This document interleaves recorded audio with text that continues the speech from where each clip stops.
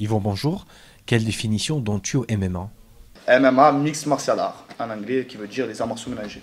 On va pratiquer du kung-fu, du judo, du karaté, de la lutte, du sambo et tous les arts martiaux qui peuvent exister sur la planète. Ils sont regroupés dans cette discipline-là. Tu peux nous dire pourquoi le MMA est interdit en France? Le MMA est interdit en France pour la simple et unique raison, c'est que cette discipline est méconnue encore du public et bien entendu aussi des hautes pointures de la politique française.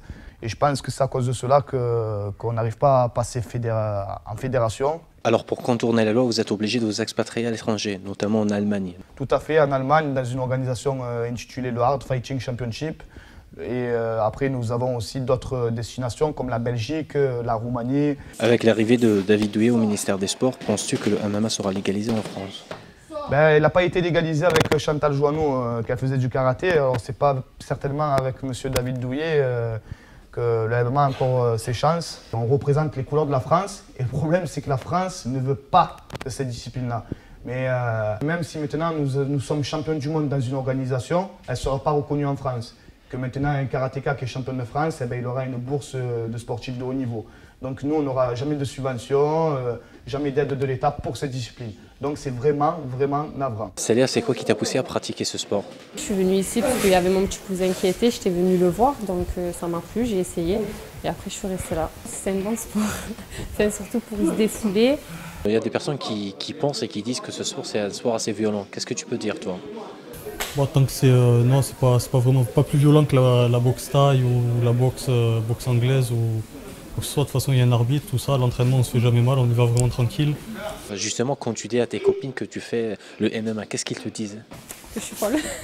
Sérieux? Ouais, la première réaction c'est mais tu es folle, pourquoi tu fais ce sport? Quand mes collègues aussi, ils me croyaient pas, ils me disent toi une fille tu fais ça, ce sport, non mais ça va pas, c'est pas un sport de fille.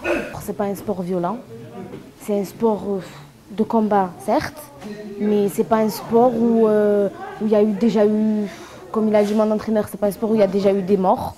On va pas se fracasser la gueule dans le ring, il y a des règles, avant il n'y en avait pas. Maintenant il y a un arbitre, il y a des juges, il y a des médecins, il y a tout un corps de professionnels pour s'occuper des combattants. Et tu comptes faire de la compétition? Oui, j'en ai déjà fait. Avant d'arrêter, j'étais partie avec Yvan au championnat du monde en Roumanie. On a fait plusieurs disciplines, c'est bien passé. Après, j'ai fait quelques compétitions ici sur Marseille. Bonjour à tous, là on va commencer à vous démontrer une petite technique de MMA, donc sur une technique de pied-point, d'amener au sol et de frappe au sol.